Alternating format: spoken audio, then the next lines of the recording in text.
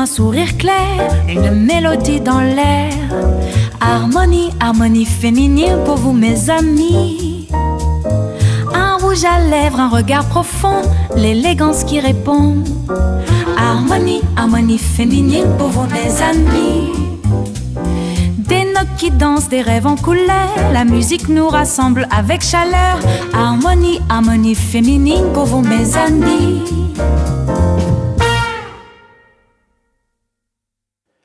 Bienvenue à Harmonie féminine. Aujourd'hui, pour ce troisième épisode, on parle des Boswell Sisters, les successeurs directs des Brooks Sisters que vous avez vus précédemment dans l'épisode 2. Donc aujourd'hui, on remonte près d'un siècle en arrière pour découvrir un trio dont l'influence dépasse largement sa notoriété actuelle aujourd'hui. C'est un groupe qui est admiré par les plus grands amateurs de jazz et puis qui a été consacré par les historiens comme l'un des plus influents dans le style jazz depuis les années 1920-1930. Ces artistes-là ont été copiés par d'innombrables chanteuses des années 50 à 80, voire encore aujourd'hui avec les Puppini Sisters, pour faire un rappel, et d'autres chanteuses qui pourraient s'amuser à faire des covers sur YouTube ou autres plateformes de diffusion de vidéos. Ce qui est fascinant avec les Boswell Sisters, c'est qu'elles ont poussé encore plus loin le close harmony, le style de chant serré que je vous avais parlé la dernière fois. Et puis, ce style de chant-là, comme je l'avais dit, ça évolue d'un groupe à l'autre, d'une décennie à une autre. Puis, chaque groupe va apporter sa petite touche personnelle dans ce style de chant-là. Puis, les Boswell Sisters, oui, les Brooks Sisters étaient les pionnières dans le sens que elles ont vraiment mis la table pour ce style-là, mais les Boswell Sisters ont vraiment repris les normes de base qu'elles ont mises en place, les Brooks Sisters, et elles les ont faites un peu à leur façon, en créant des harmonies très complexes pour l'époque, en jouant des instruments, bien sûr. Et c'est ce qui faisait leur marque de commerce, qui les démarquait des autres groupes de l'époque qui auraient pu exister à ce moment-là, en même temps que les Boswell Sisters. L'aventure commence dans la ville de la Nouvelle-Orléans. Au début du 20e siècle, la ville est un véritable laboratoire musical. Le jazz y naît dans les rues, les fanfares animent les quartiers et les influences françaises, africaines, créoles et américaines se mélangent constamment. Mais c'est dans cet environnement-là que grandissent nos trois sœurs Boswell, Martha Boswell, Connie Boswell et Vette Boswell. Leur famille les encourage fortement dans leur pratique musicale. Très jeunes, elles apprennent plusieurs instruments. Martha joue du piano, Vette maîtrise le banjo, le violon et la guitare, tandis que Connie, elle, développe rapidement une voix exceptionnelle pour l'âge qu'elle avait à cette époque. Les trois sœurs ont aussi étudié la théorie musicale avec sérieux, ce qui leur a permis de créer des arrangements extrêmement sophistiqués pour l'époque à laquelle on se trouvait, soit à la fin des années 30, 20, 25, 30. Puis ensuite, elles ont eu une jeunesse marquée par l'adversité. Vers l'âge de 3 ans, Connie découvre qu'elle est atteinte de la poliomyélite. Cette maladie va l'affecter toute sa vie, donc sa mobilité. Mais pendant longtemps, les médias de l'époque tenteront de minimiser son handicap. Pourtant, malgré ses difficultés physiques, ça ne l'a pas arrêté pour être une artiste connue. Elle a développé une admirable détermination qui était remarquée par tous à l'époque. Par exemple, à l'époque, elles ont interprété leur chanson Crazy People. Puis l'animateur les présente. Puis vous allez voir plus tard dans l'épisode. Puis lorsqu'il présente les trois filles, Connie, c'est elle qui est assise au piano et qui joue au piano. Puis c'est de cette façon-là qu'elle a pu se démarquer. Oui, elle se promenait un peu sur scène, mais elle s'est démarquée de cette façon-là dans le groupe à jouer le piano pour donner la note à ses sœurs pour partir la chanson. Puis c'est ce qui faisait de elle qu'on pouvait voir, c'est ce qu'on pouvait voir sa détermination de cette façon-là. Donc, en gros, son handicap ne l'empêchera jamais de devenir l'une des chanteuses les plus influentes du 20e siècle. Dans les années 20, les trois sœurs commencent à se produire localement. Elles jouent dans des théâtres, participent à des émissions et aussi à la radio, très actives à la radio, et elles enregistrent leur premier disque. Dès leur début, elles se distinguent des autres artistes. À une époque où les groupes vocaux se contentent généralement d'harmonies relativement simples, les Basel Sisters proposent quelque chose de totalement différent. Leurs arrangements sont complexes, leurs rythmes sont imprévisibles, leur sens du jazz est remarquable, et surtout, elles osent expérimenter ce qui ne se faisait pas beaucoup à l'époque. De la façon dont on peut remarquer leur style particulier, c'est à l'écoute des chansons, on peut remarquer qu'elles ralentissent certaines chansons, elles les accélèrent soudainement le tempo, elles modifient les mélodies, jouent avec les harmonies d'une façon presque révolutionnaire pour l'époque. Donc, dans la chanson Crazy People, par exemple, c'est une des meilleures pour voir ce genre d'exemple-là. Vous allez le voir plus tard, elles jouent avec le rythme, elles s'accélèrent, elles sont plus lentes. Elles jouent vraiment avec le tout dans leur chanson, puis c'est ce qui fait leur marche. Permit me to present the Boswell sisters, Connie, Vet, and Martha. Crazy people, crazy people, crazy people like me, go crazy over people like you. Goofy people, daffy people like me, go crazy over things you do. While we are underneath the moon above, you've got me acting just like a loony, it must be love, sweet love. Daffy people like me, go crazy over things you do. Wow. Don't mind if I rave a lot, sweet angel child. It's just a habit I've got. You drive me wild. Crazy people, deaf people like me go crazy over things like you. Wow, wow, wow, wow, wow, wow, wow, wow. En 1930, les Basel Sisters déménagent à New York. Ce choix vont changer leur carrière, le tout pour le tout. New York, ça représente à l'époque le centre de l'industrie du divertissement américain.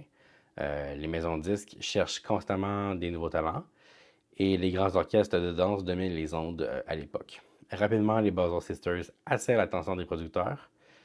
Leur style est unique et personne ne chante comme elles. Ce qui fait donc des excellentes artistes à promouvoir et mettre de l'avant à l'époque. Et ce qui charmait aussi les producteurs aussi, c'est que personne comme elle ne construisait des harmonies aussi audacieuses. Pour comprendre leur importance, il faut imaginer ce que représentait leur musique à l'époque. Aujourd'hui, nous sommes habitués aux harmonies vocales complexes. Mais au début des années 30, c'était pas la norme. Les Basel introduisent plusieurs innovations.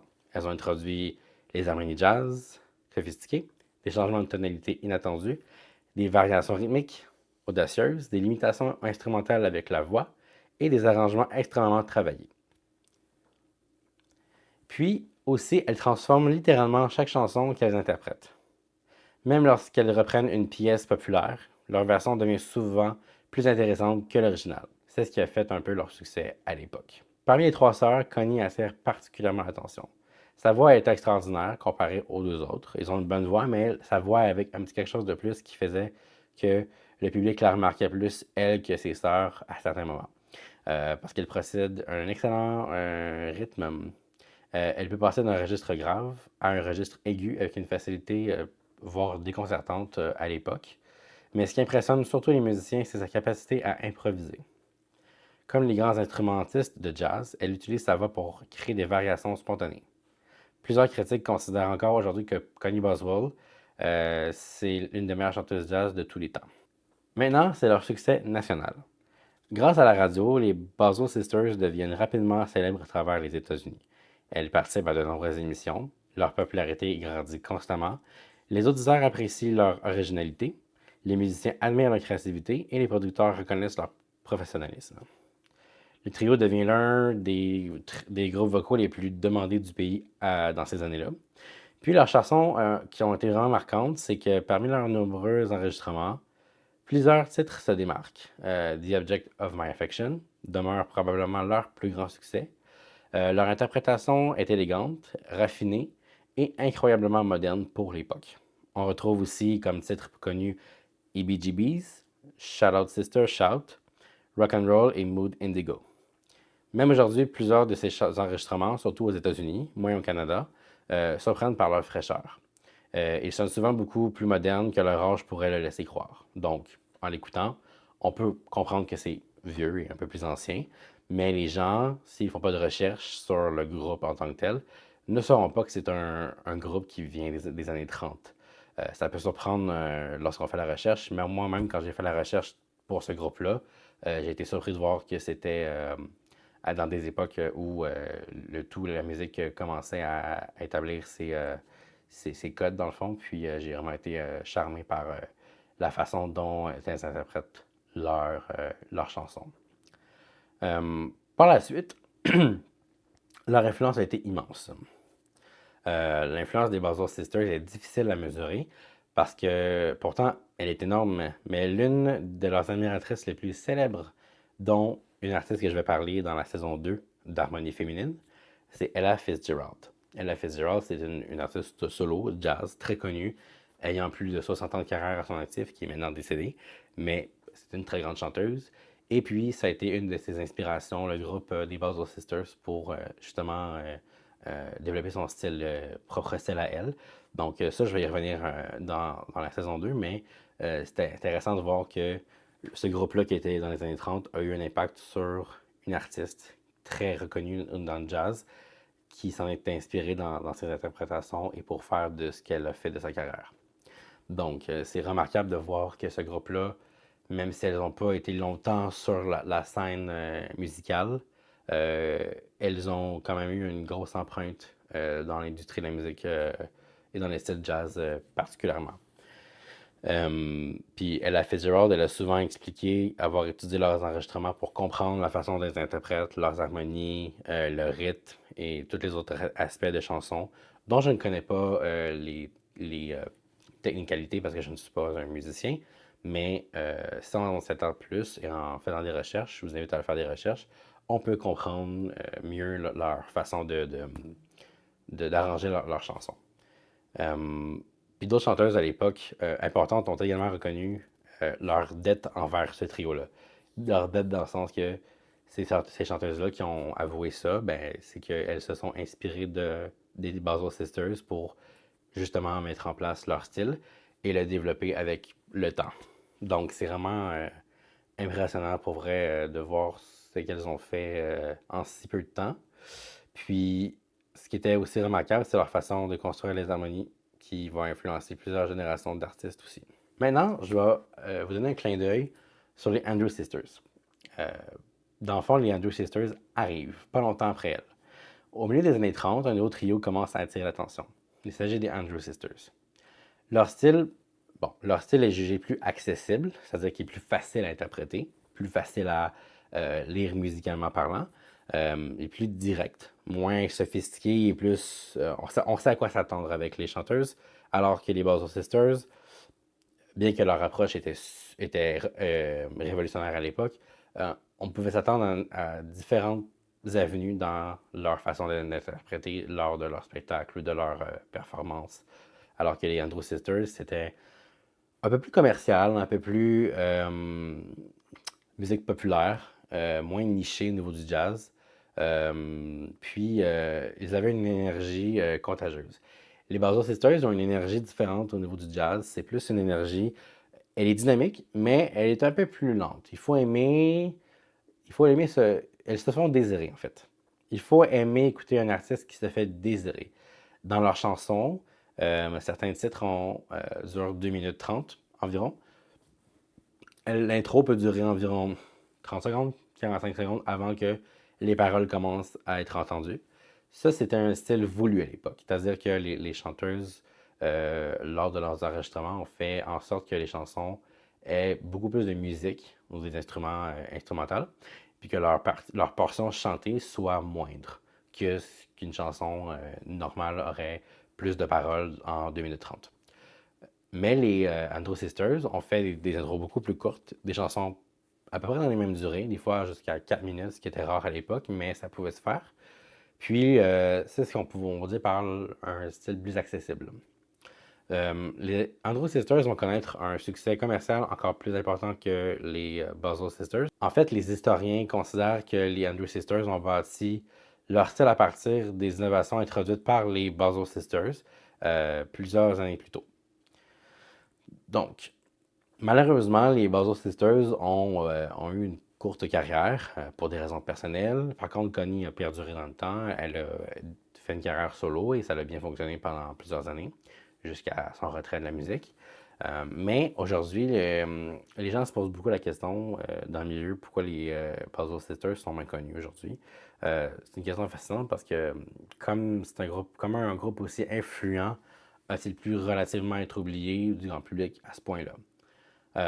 Plusieurs facteurs affectent le tout. C'est que d'abord, leur carrière de groupe a été relativement courte. Ensuite, leurs enregistrements datent d'une époque précédant l'âge d'or de la télévision. Donc, les plateaux de télévision qui mettaient de l'avant les artistes, par exemple le Ed Sullivan Show, il n'y avait pas de plateforme de plateforme pour mettre de l'avant ces artistes-là à l'époque. La seule, c'était la radio. Puis, tu sais, à l'époque, on pouvait écouter la musique, on ne pouvait pas la voir nécessairement à la télévision. Il y a des choses qui ont été filmées, heureusement. Donc ça a été aussi une des raisons. Aussi, il y a eu l'arrivée des nouveaux groupes plus commerciaux qui a progressivement éclipsé leur héritage.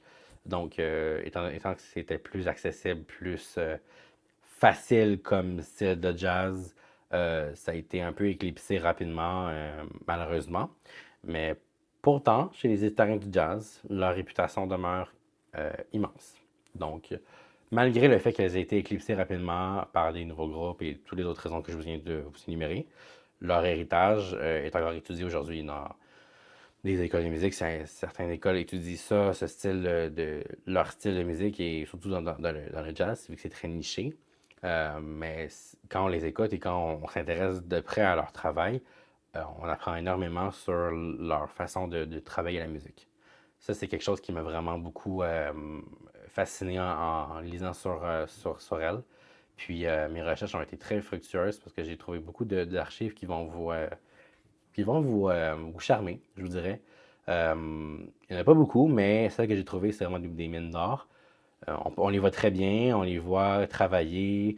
Elles sont en direct. À l'époque, il n'y avait pas de manière de jouer en playback ou de faire du lip-sync. Donc, ça, c'est vraiment la beauté des choses. Puis, je vous invite à regarder ça. Puis, ensuite, je vais continuer pour la fin de l'épisode qui va vous mener un peu à la conclusion de comment leurs chemins se sont séparés. Puis, comment, en fait, la carrière de Connie Buzzle a décollé jusqu'à la fin de sa carrière.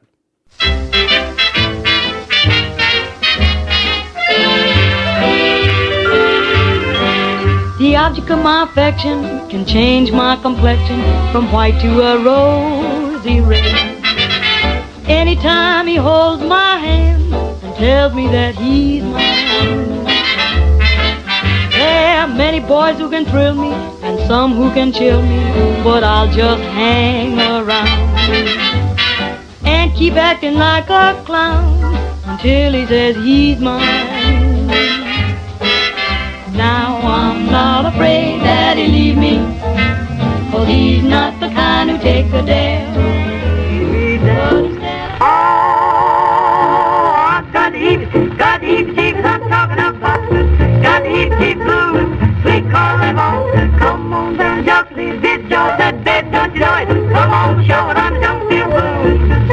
Hey, come on down, do that dance. All the heebie-jeebies dancing, all the heebie-jeebies dancing. Oh, see, Grab your partner, swing him around, waddle, waddle. Oh, it's a Louisiana waddle for me. What are you girls trying to do? We're rehearsing. Rehearsing? Mm-hmm. I can't understand the great Boswell sisters that are known for their great harmony singing off-key. Say, listen, if you want to hear some real bad harmony, why don't you listen to your own orchestra once in a while? Oh, yeah? Mm-hmm. Well, maybe I shouldn't have brought it up. It's a good idea, too. Waddle along, honey, waddle along. 1 step, 2 step, keep going on. Kicking does, you'll never run.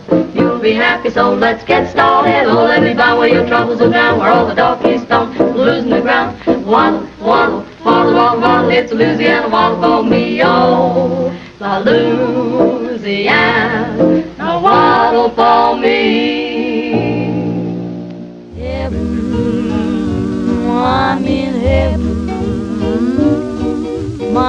beat so that I can hardly speak.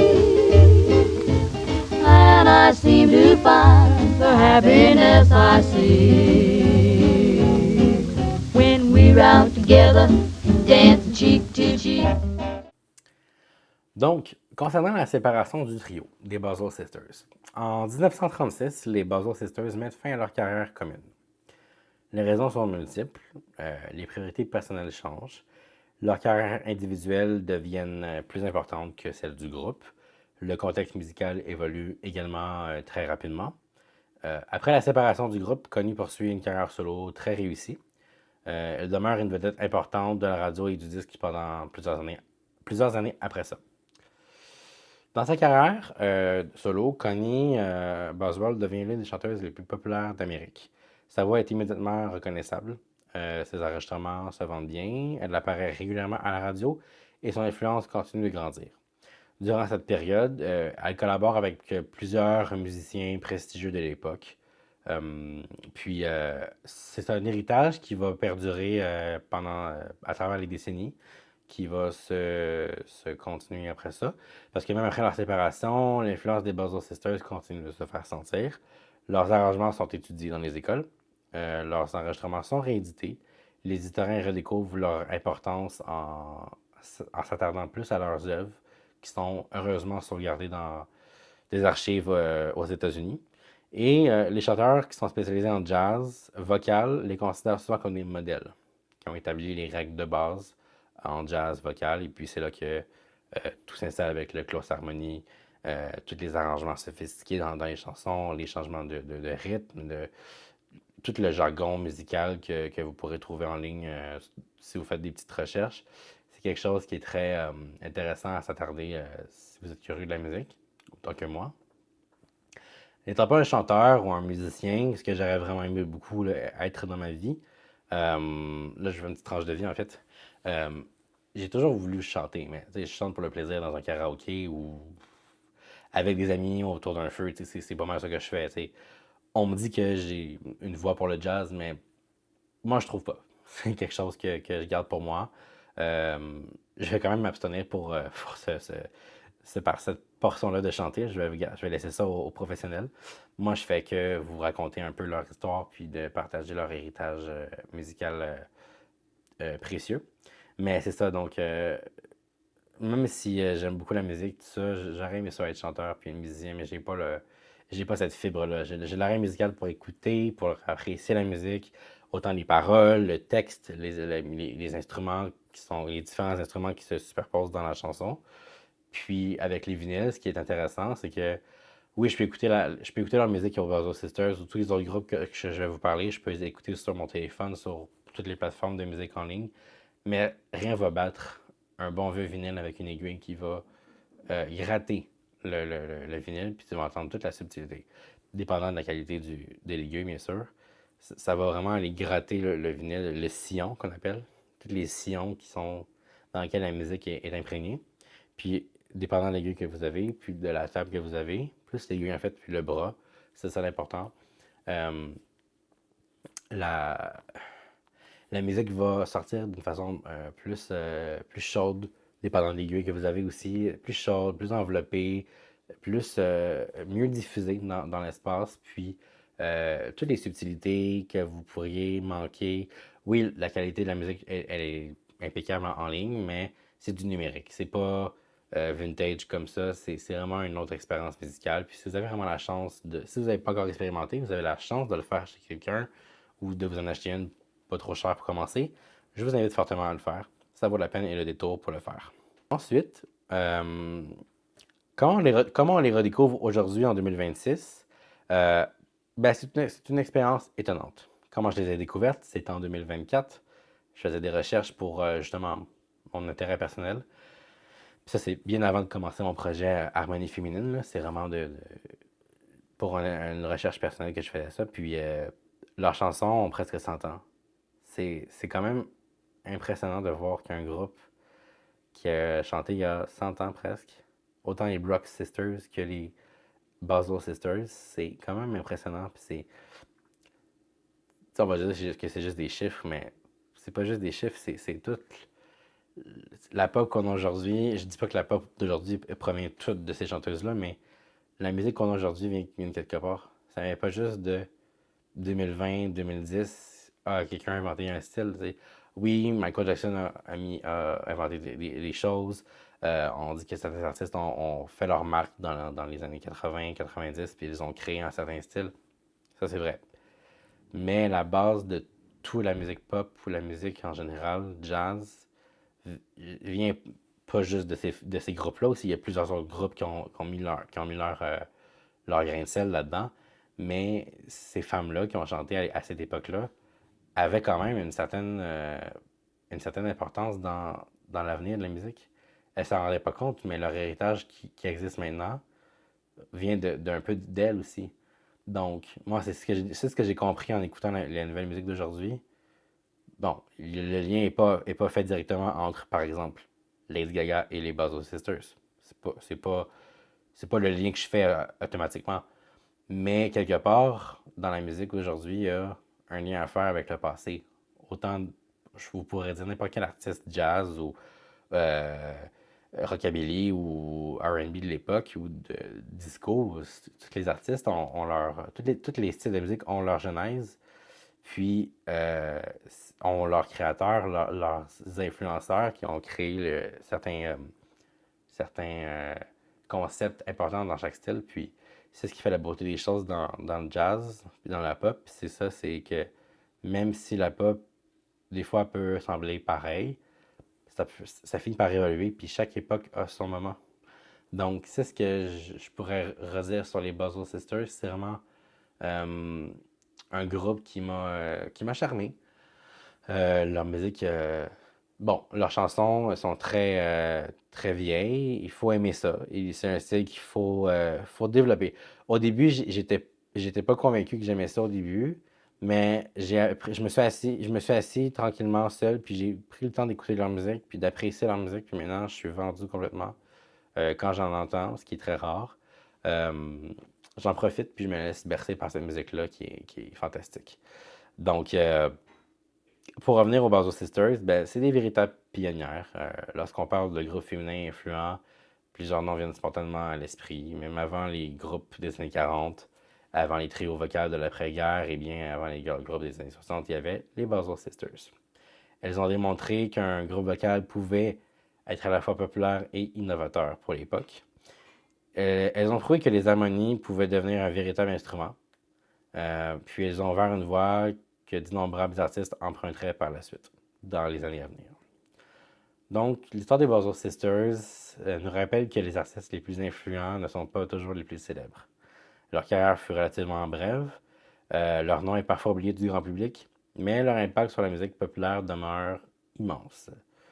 Grâce à leur audace, leur talent et leur créativité, elles ont contribué à définir ce que pouvait devenir le chant harmonisé moderne. Et, près d'un siècle plus tard, leurs enregistrements continuent de surprendre, d'inspirer et d'émerveiller les gens qui s'y intéressent de près ou de loin. J'espère que l'épisode vous a plu. J'espère que cette petite histoire sur les Boswell Sisters vous a intéressé, vous a donné l'envie d'aller voir leur répertoire musical qui est beaucoup plus complexe et complet que ce que je vous ai montré dans l'épisode. Puis, si jamais vous voulez faire des commentaires, faites-le en bas de la vidéo. Donc, aujourd'hui, c'était l'épisode sur les Boswell Sisters. Et pour rattraper le petit retard que j'ai pris en mai pour des raisons personnelles, l'épisode sur les Andrews Sisters sortira à la fin du mois de juin. Donc, il va y avoir 2 épisodes au mois de juin. Puis après ça, on va reprendre en juillet à un épisode par mois. Donc, en juillet ou septembre. Peut-être octobre aussi, dépendant de la quantité d'épisodes qui vont peut-être se rajouter avec le temps. J'ai des belles petites surprises qui s'en viennent pour vous. J'ai hâte de vous montrer ça. Donc, je vous remercie d'avoir écouté Harmonie féminine. Au plaisir de vous revoir.